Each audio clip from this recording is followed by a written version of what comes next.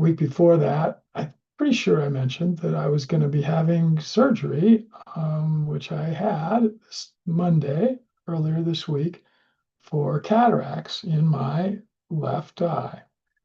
And there's no way you would see anything, although I have one person that I work with, Joe Biagni, that is our caretaker at our Riggins site, who says at just the right kind of angle, and I think it has to be more than what I'm sort of going to be able to show you. You'd have to look around my nose or off this way at the eye, that because what they do with a cataract surgery is they essentially blow up your lens of your eye and they put an artificial one in that is going to then be with you the rest of your life.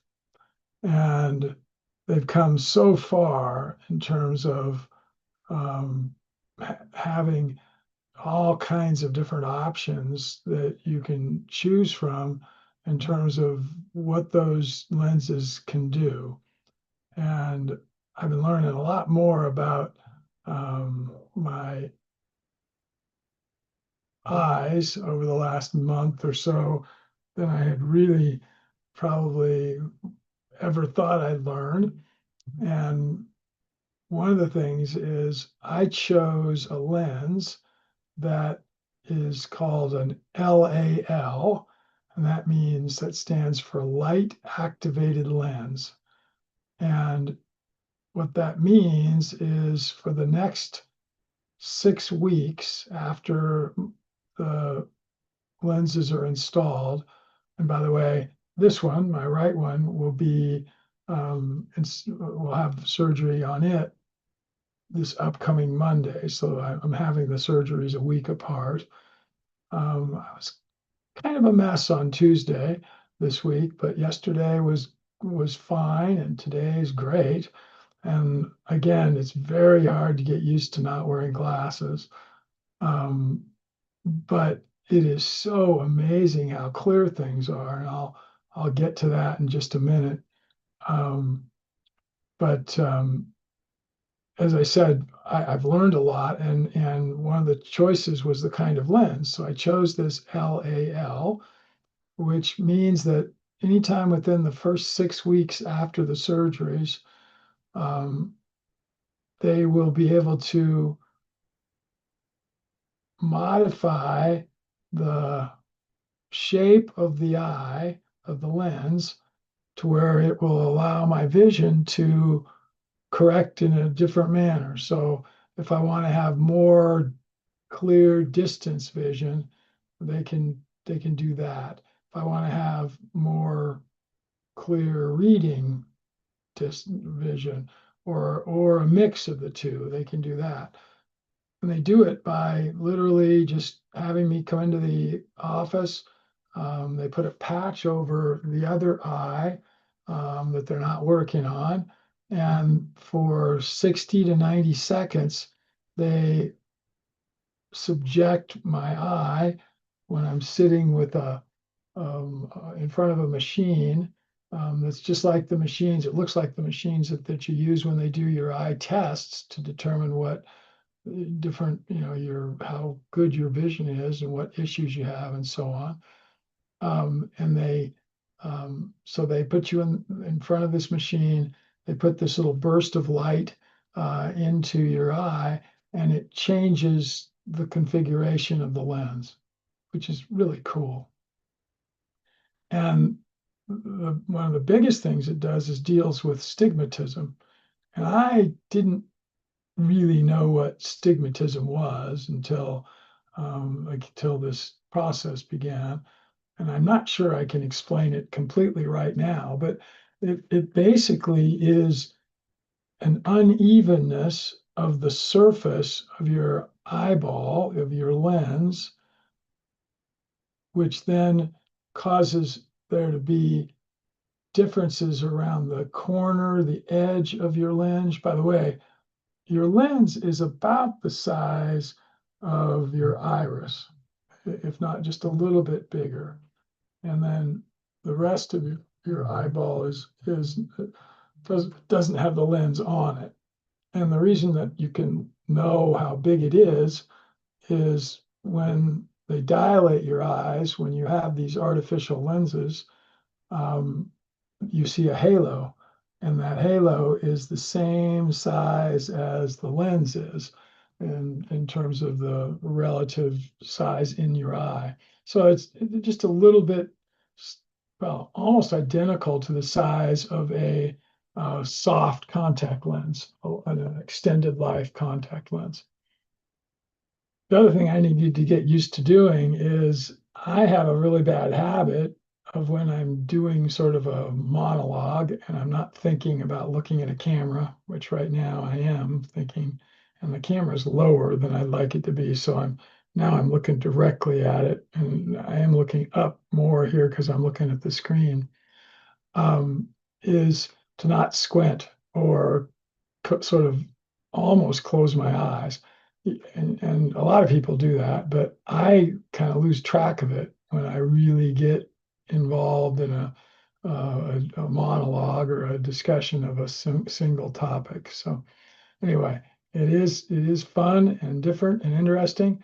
And it's the first time for an extended period of time that I will have been without glasses or contacts, because I wore contacts for many years, um, since I was 5 years old.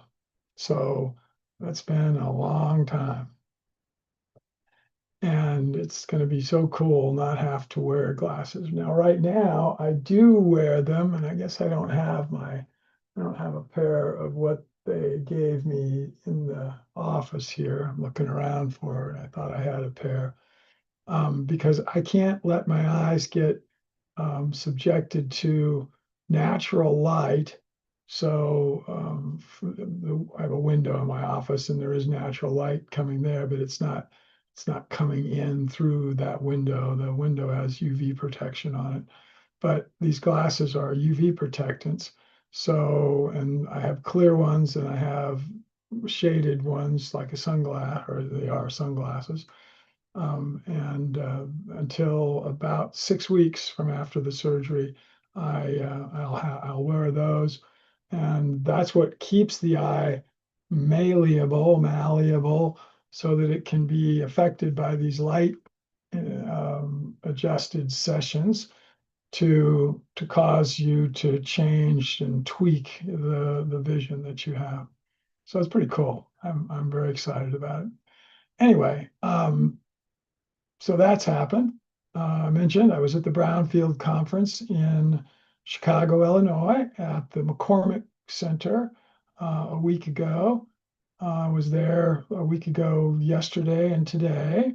I was also in a meeting with US EPA about our project in Vandalia, or Dayton area in Ohio, that we've been working on now for 8 years. We had a very good meeting with our regulators about that project. And I had a surprise, because there was a second function, a second conference that was occurring at the same time as the Brownfields conference.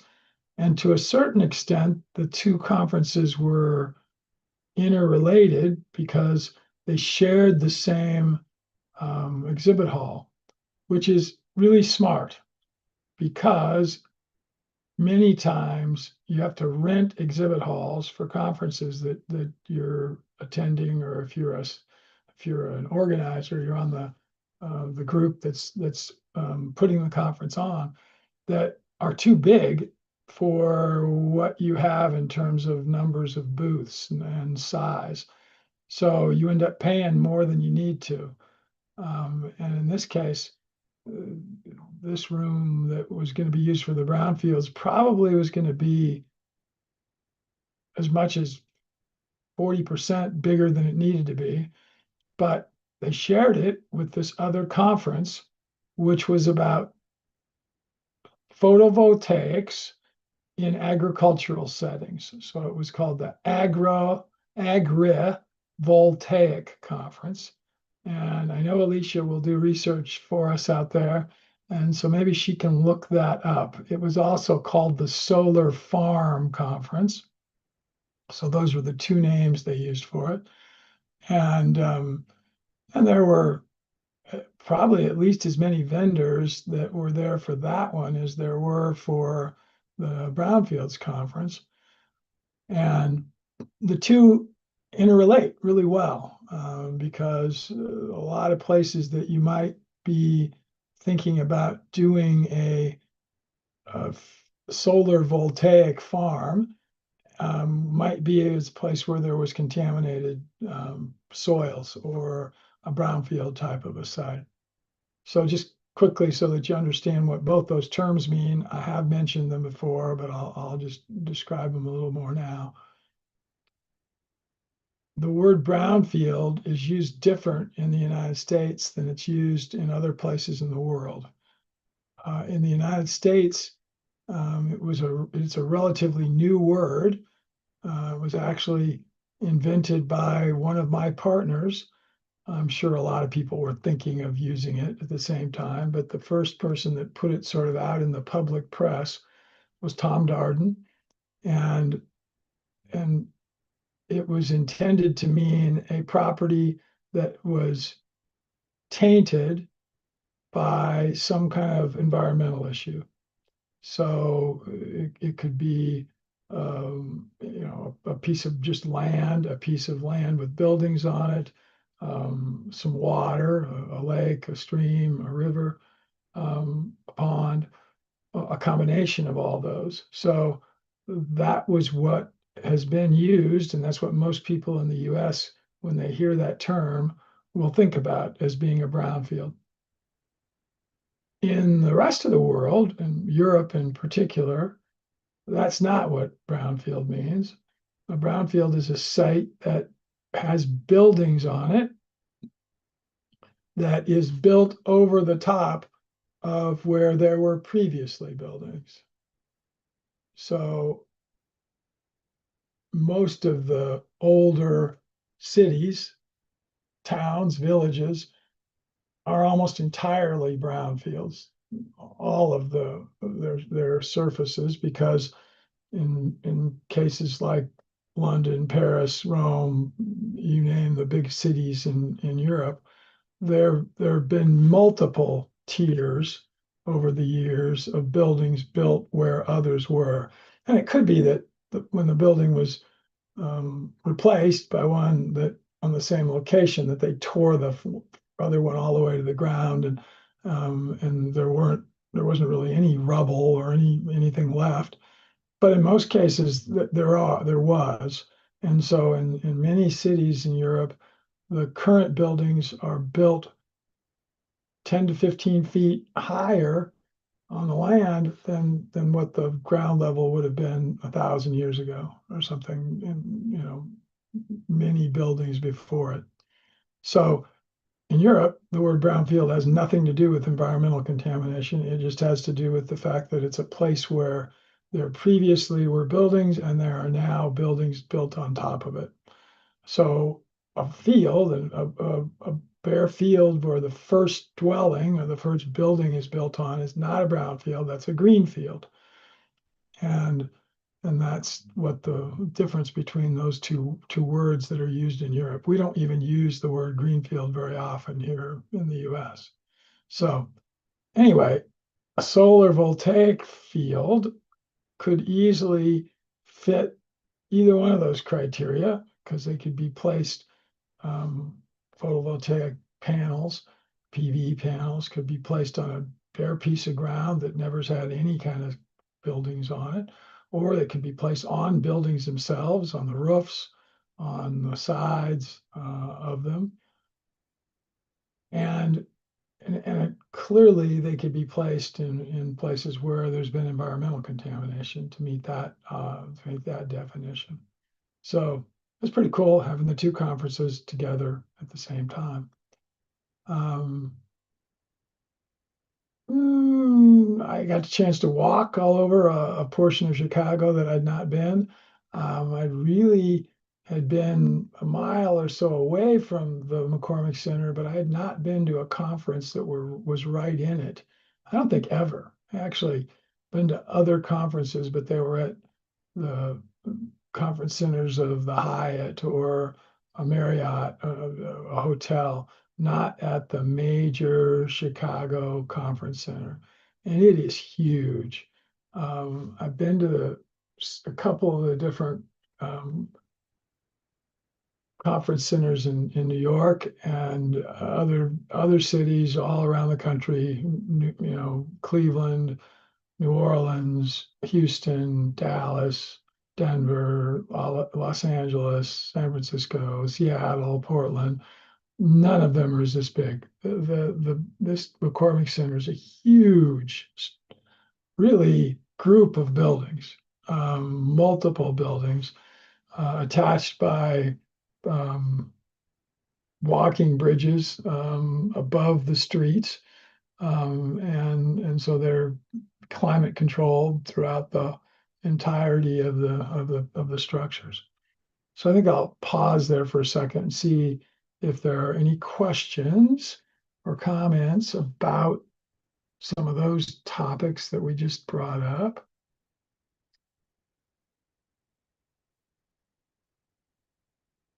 Got some new folks in the audience, which is really cool. We've got some note takers, a couple of otters out there. Why did your otter end up being at the meeting I had earlier today, Mark, with the fellow we're going to be doing a webinar with in a month or so? Oh, Ronaldo. my otter. Yeah, your otter was there. Oh, okay. Probably it's following my calendar. I saw the notification, but I wasn't gonna be there Yeah, anyway. but I Yeah. don't even know, you weren't even really invited. Not that it would have mattered if you were, but it was, Yeah.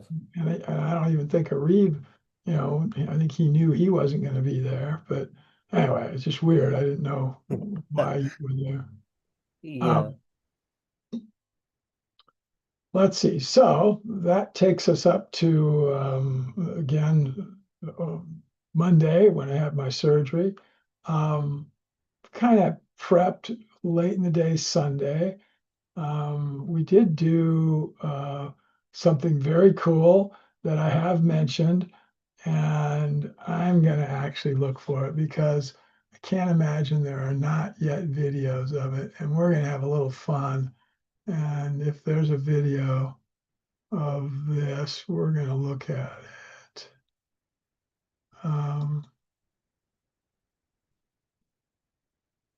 And I've got to begin sharing my screen.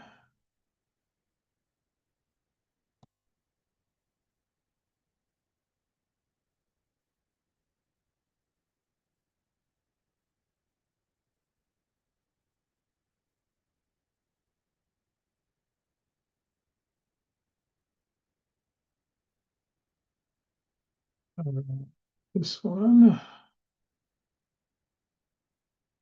So this was Saturday night. We went to the local Meridian Speedway and watched what they call the Eve of Destruction. And I'm going to look up and see if there's videos from it.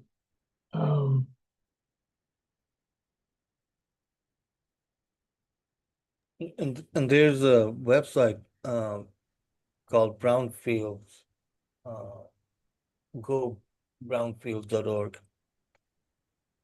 Yes, that's the entity that sponsors the conference that Oh, we're at. okay.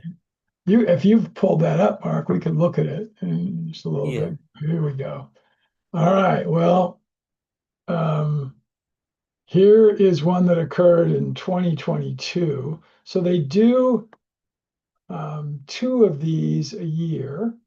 This this image, and I'm going to look and see because I can't imagine that there's not going to be one that we see here for um, for this year. But this is the track. These over here are called the north stands. This is the west stands. The track is an oval, and the longer two straightaways. One of them was right in front of us here, and the other one is back here. And then the two turns, what they call turn 3, which is that one, and turn 4 are really linked almost to where there's hardly any straightaway in between them. And there's a big infield. That's a motorhome out there that was sitting there because the theme of this evening is, as you hear, destruction. And they literally do all kinds of destruction activities. And one of them would have occurred on this night in 22, right here, where it looks like there's both smoke coming off the ground right there and maybe water, because that's probably where they had a old vehicle and they put a jet dragster, so a car that would be a drag racing car that had a jet engine in it in front of it, and they literally burned the car to the ground, literally melted all the steel and everything from the exhaust from this jet engine. So this car is made just to be able to be used in this kind of a situation.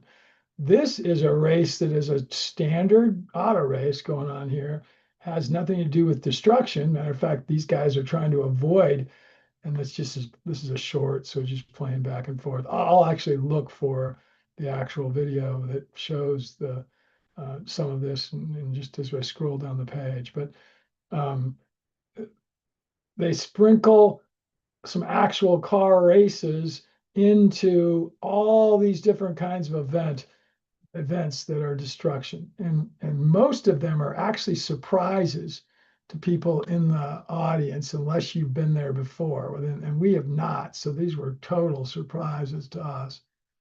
I don't know why this isn't scrolling down. What's going on here? Why did that go away? My screen went bye-bye.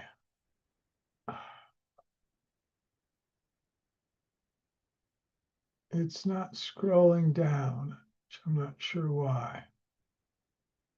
I'm going to click the search again.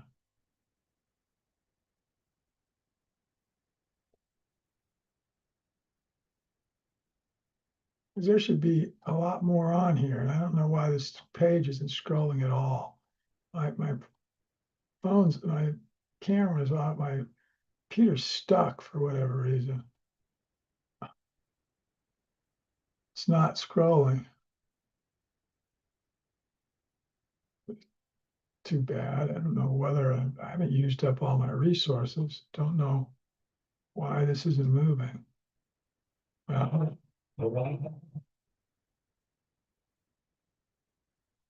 so I don't know whether this is going to be.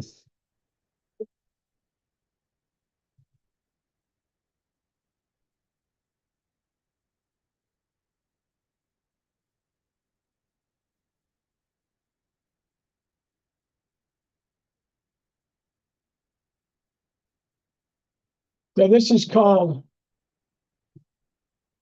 that's called the varmint or something. This is a highly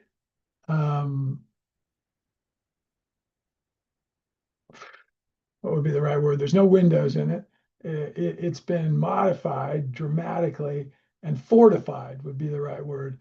And they call it the varmint and the swarm or something like that, the vermin and the swarm, because those cars that were back this corner of the track, back where my cursor was going, after this guy runs a couple of laps, they chase him, and they can go any direction they want, and they have to try to stop him from getting through 8 laps. And it becomes just massive destruction occurring. I'm going to change my search here, though, to not just the EVA destruction, to make it the boat race, because that's the one that's funny and fun.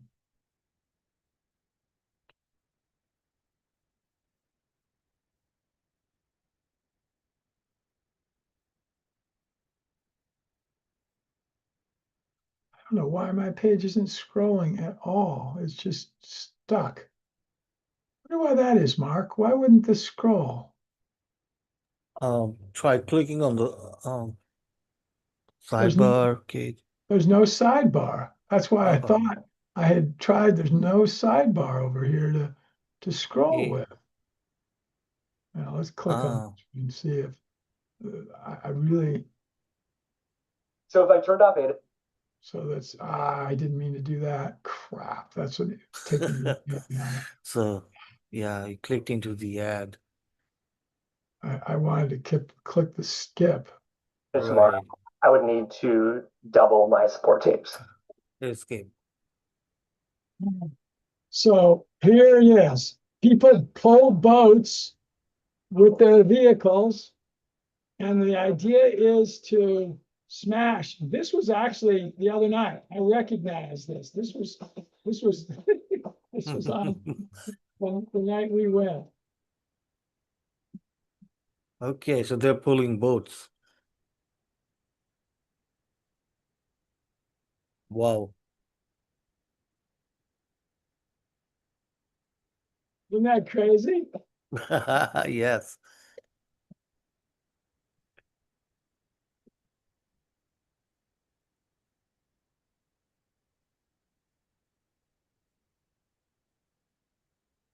Wow. Oh, there's a trailer home. Old motorhome. It's not even. It's like running on a rim.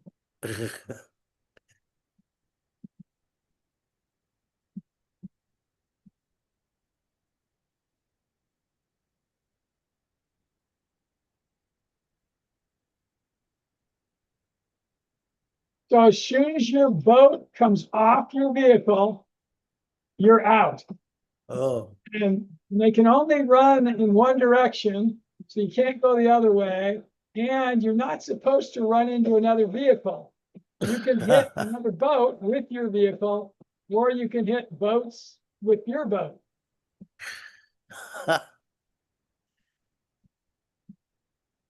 All right. So this is crazy. And it goes until there's only one left. And it took about 20 minutes. I think this said this is 7 minutes. Yeah. And there was a motorhome, but this was not the one. Now, the more I look at it, there's a lot of similar cars, but this was not the one that I went to.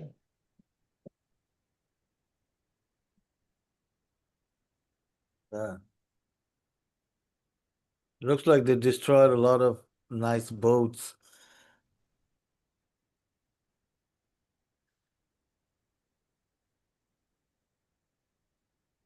There. You can't really hear it anyway, so I'm going to turn it down and we can talk over it.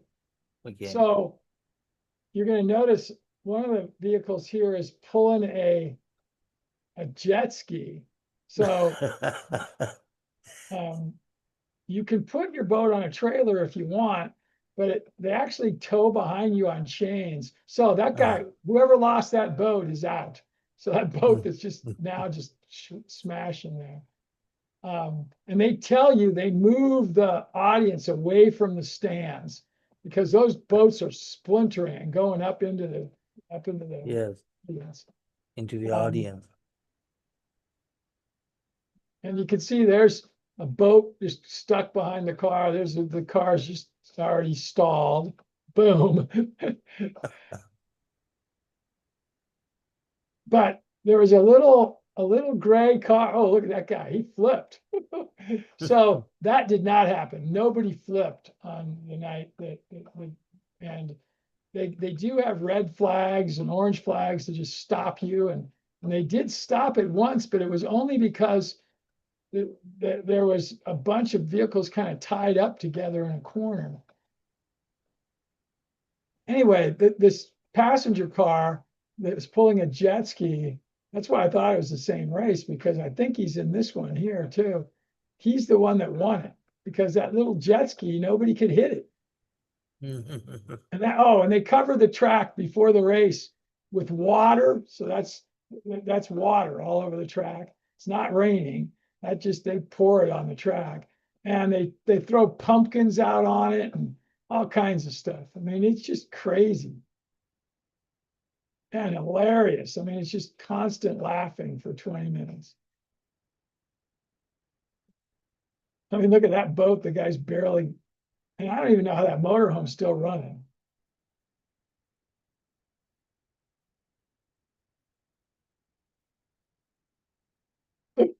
Okay, just plowed right through that boat.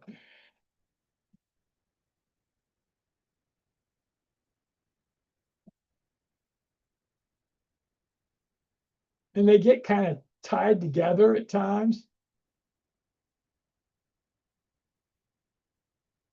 I'm looking for the car that's got the jet ski.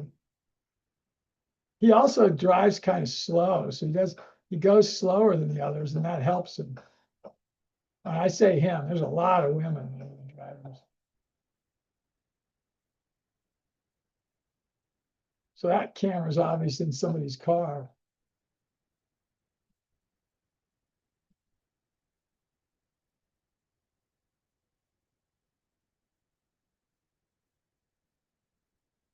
Oh, the motorhome's gonna bite the dust. Oh, oh, it didn't flip. I thought it was done.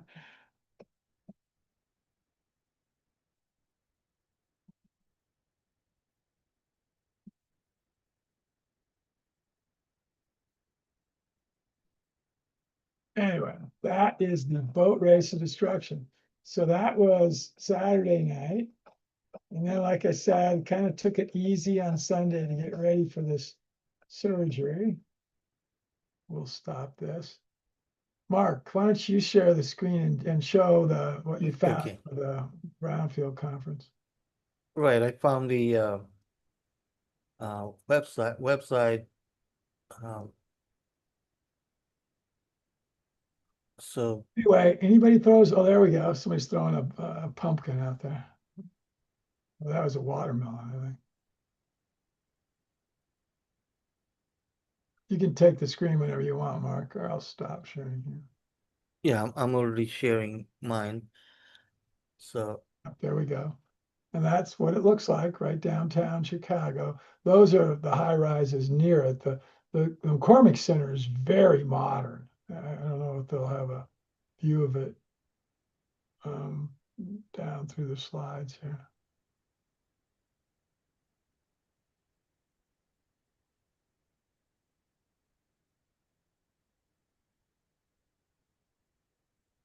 Those are the sponsors, lots of big consulting firms. Greenberg Trauig's a lawyer, law firm. Most of those others are consulting firms. right. Oh, go to the Phoenix Awards. That's the big award ceremony they have for the best project that gets awarded every year. I didn't see who won it this year.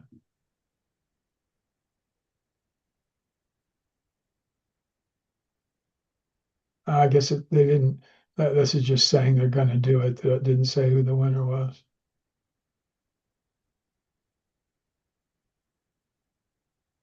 Well, that's the grand prize, but I don't think it shows who it was. They actually give regional awards too. Look up do a search for AGRI, AIGRI Voltaic Conference. AGRI VOLTAIC.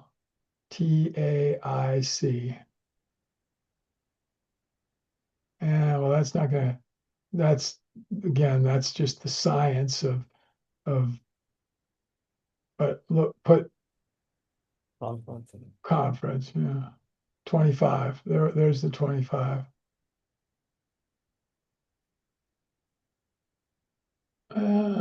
That's international. That was Milan, Italy. That's the world one. So maybe there must be a US chapter. That's one that's the world. There was Okay. this one was in the US. Looking to We like USA, this. yeah. Maybe that is I told you it was also called the Solar Farm Summit. That's it, that second one there. Solar So, farm, okay. yeah, that's it. And it's the very first one they've ever done in the US. Oh, also in Chicago. Yeah, that was, like I said, in the same exhibit hall where all the vendors' booths are. So there's why it has ag features. This is a very organized, but they're growing, different kinds of root, pretty sophisticated plants here. Most of them are really growing grasses or grazing. So agrivoltaics would mean that you're using the solar panels on the field, but they're actually acting as shade. And because they change in the way that their direction is, it actually makes it really good for some plants.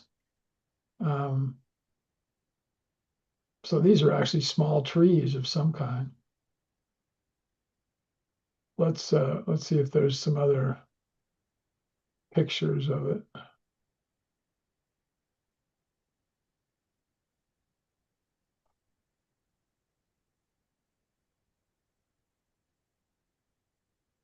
Maybe, maybe if I wonder if you put and looked up images of it. There's a video. Yeah, it looks From like it's probably a session. Although maybe it show. Let's see how long it is.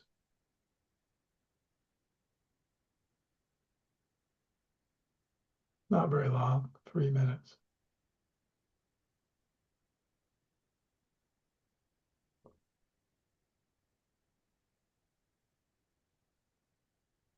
Alicia's raised her hand, so we can see what she's. I don't. It's taking a little while to load. the video. Oh, and those are highlights from 2024. So we don't need to show that. Right. I don't even know. I don't know why it said the first summit. So obviously it isn't the first. They had one in 2024. Here's some slides.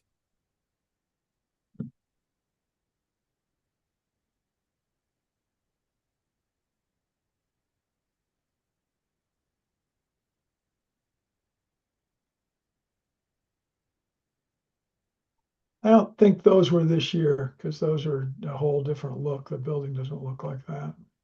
Right. It Okay. was in the past year.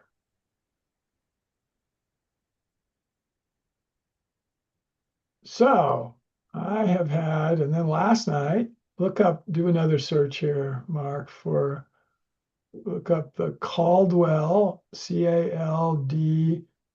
Caldwell, Night, so space, NIGHT, rodeo. There it is, right on the top.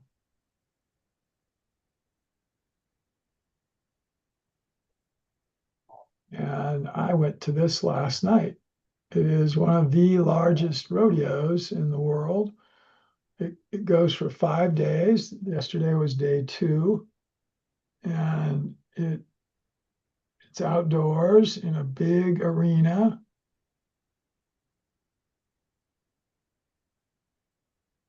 And those of you from other parts of the country may not know what rodeo is.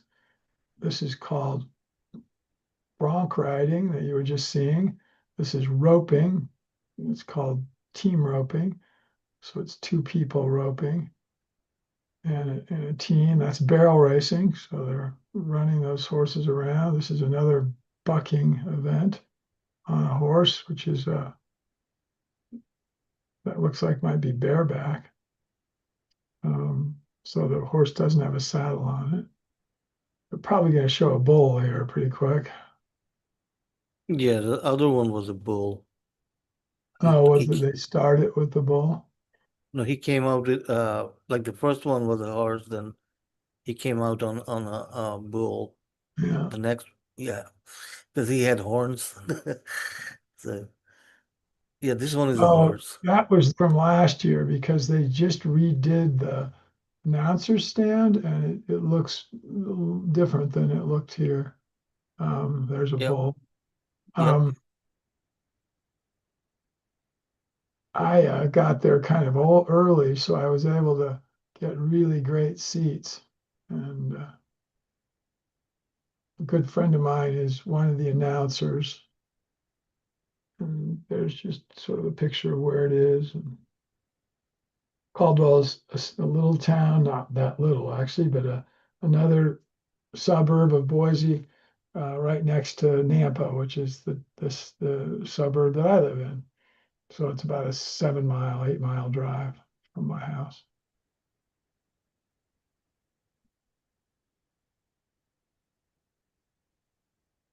All right. Well, I'm going to go ahead and go back to something here.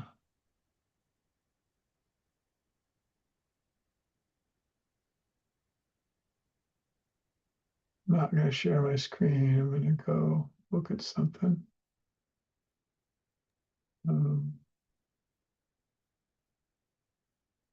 I used AI to come up with what are 7 to 10 of the most pressing environmental issues that were reported in the news yesterday. And I did it with several different models of AI, and they all came out with pretty much the same list, which is pretty cool. One of the biggest ones yesterday, where there's a lot of talk about PFAS, and PFAS is this what they call a forever chemical. It's found in pretty much any water sample that you're going to take anywhere. It comes from just everything. It comes from fire retardant on planes. That's where it was first found. And so soils by airports were heavily contaminated with it. But it's also in clothing. It's used in waterproofing materials that are sprayed onto different kinds of fabrics or are woven right into, it's on the fibers that are woven together for the material themselves. It's in Teflon, which is what's used on pots and pans to make them be easier to clean and not have food stick on them when you're cooking the food. And we didn't even know that they were a problem until 10 years ago, maybe even more recent than that. And now we're determining that possibly they cause some health effects that are negative, and we're now trying to figure out how can we even think about getting rid of them. The reason that they're called the forever chemicals isn't that you can't get rid of them. It's that you just think you've gotten rid of them and then they show up again because they're so everywhere that you clean something out and it's going to be affected. You clean out a water supply and all of a sudden some new water comes in from rainfall. Even it rains, and all of a sudden they're highly contaminated again. So it's going to be very difficult to eliminate them. So again, this study indicated that probably 98% of the waters in the U.S. of one kind or another are contaminated with them. Second story, and there's been lots of these, and we talked about it previously, is coral reefs that are being stressed and that are dying because of elevated temperatures in some areas. And typically reefs are in tropical areas anyway, where the water temperature is relatively high. But they can only take getting so warm, and so there's a problem, that we're losing our coral reefs around the world. What's interesting is there's been a lot of studies going on about how we can protect them from climate stress, and they're finding that maybe by using other microbes, we can inject them, and the coral, which is a very simple being compared to other animals and plants, will actually become more resilient to the water temperature so that they won't end up being stressed like they are today. So it's kind of tiny bacterial bodyguards of the coral.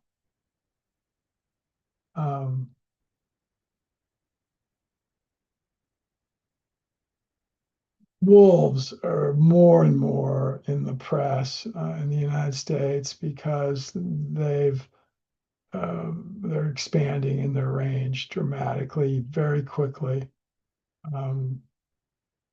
There are threats in some places. There have been people killed by them. They're very strong threats to livestock, and then even other wild game that they can easily kill more in a given habitat than you'd want to be dying. So this particular article, though, is not about the negative side. It's actually how people are turning them into eco tours and all kinds of people going out as tourists and trying to and have a guide show that to them and be inside of a cage even and sort of tempt them to come and attack the cage and feel like they're potentially at risk, even though they're not at risk at all, because of being protected by the cage. So that's another one of the big issues here in the last few days. Wildfires, we are in that time of the year, and there's some big ones in the Los Angeles area. Some dwellings that have been burned, not as bad as the ones in the winter were this year, but they're serious. So that's an issue that again is in the news today. Here's an interesting one. A study was just done that reveals that under Antarctic ice, so in the southern hemisphere, under the ice flows, so the permanent ice flows, there are huge canyons underwater. And the number they give in the article that I read is 332. So they're really accurate. They don't say, well, about 300 or about 330. No, 332. And they're now able to map them from actually even above the ice with different kinds of depth penetrating radar of different kinds. So that's a study that is in the news recently. And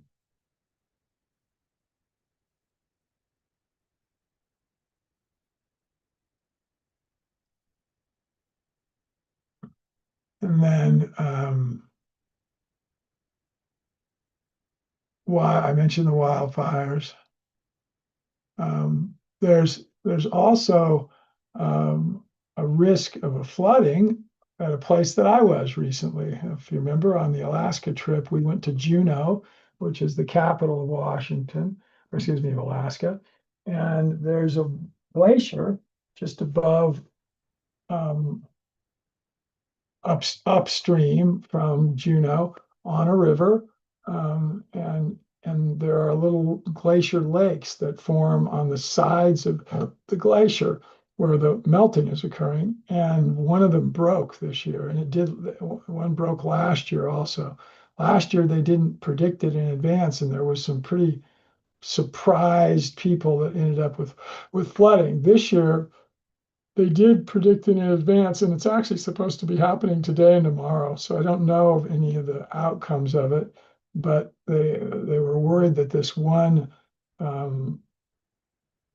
glacier dam was going to be breaking, and a huge chunk of water was going to come down to Juneau.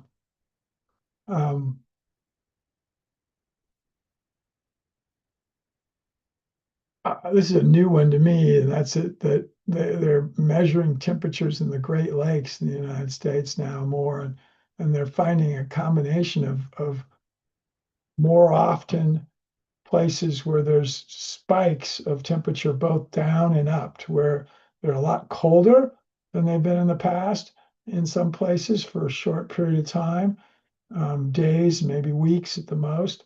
And then they're a lot hotter in other places. So it's a combination of both extreme heat and extreme cold that's affecting them.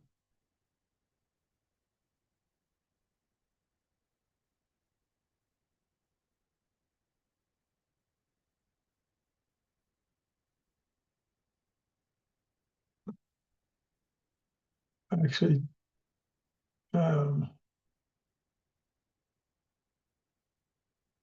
did see that one of the regional projects that won a Phoenix Award is a project that somebody that I know is working on right outside in the Bay Area of San Diego, where they had some damage from some flooding from a couple of years ago.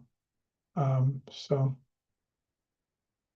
that was a story that was in the news yesterday.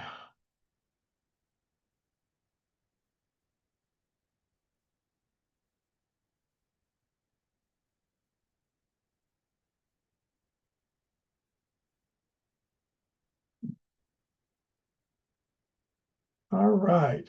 We are getting about 8 minutes from top of the hour. Mark, do you see any questions? I see a long comment, long one from Alicia. Conventional farming and regenerative agriculture represents fundamentally the different approaches. So it's really a long comment. Other than that, she's got a link in there. So yeah, uh, doesn't look like any questions. There's a link to Solar Farm Summit. Okay.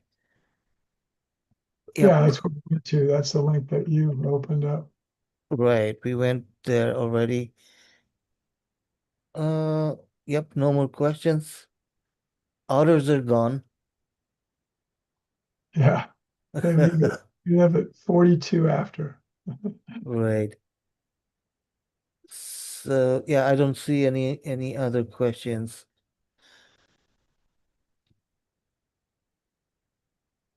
All right. Let's see. One other thing that happened here in Idaho, we had a power outage last night at my house, which is bizarre. There wasn't any storms. I gotta show something, by the way. This is something from recent. Can you see? There we go. That's the Northern Lights. Isn't that cool? That was north Oh, of here, wow. not very far, and taken last night. Wow.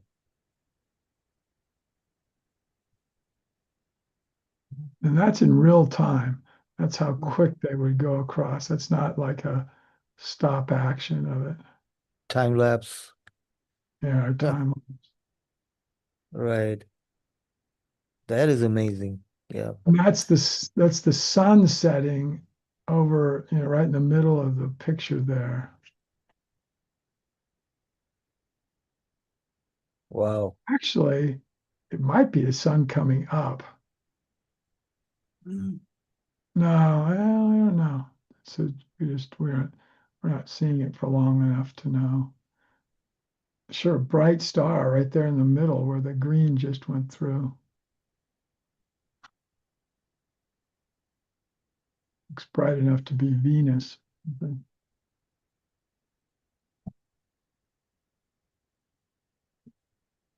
All right. Well, I think we could call it a day. Pretty much did a great, had fun being able to talk about these things today. I hope you guys enjoyed it. Mark does some shorts now. Mark, Yeah. let's end it by a little funniness. Show the clip from when I interviewed our staff guys and the squirrel clip that's gone viral. Oh, yeah, yeah. Let me show you that. I'll show you the channel. So, yeah, this is the Eat webinar channel, and uh, shorts that the one that went really viral is one about squirrels. So remember the so uh so they're talking about like eating squirrels and sandwiches made of squirrels, and look at the view. So it's like 100 excuse me, 1050 almost. So And it was much lower, but play it. It's just because it is kind of funny. yeah, but I don't think the audio is playing. Oh, well, you can at least see it. It's got closed captions, so you'll see it. They'll see all the words. Right. Okay. He's talking about it's light. Yes. It's very light. And somebody commented that uh, so buttered sausage. What it So tastes like. So, that's what it tastes like. So yeah, other people might have, eaten squirrels as well. So yeah. So this is like a video that went viral, sort of. Yeah. for us, at least, that's a lot of views in a short Yeah. time, well, a couple of Yep. weeks. All right, everybody, enjoy your week. And I'm going to be probably traveling. I'm going to go over to Washington and I'll be up at potential at Riggins. But right now, I'm planning to be able to be on. So we'll be having it next week.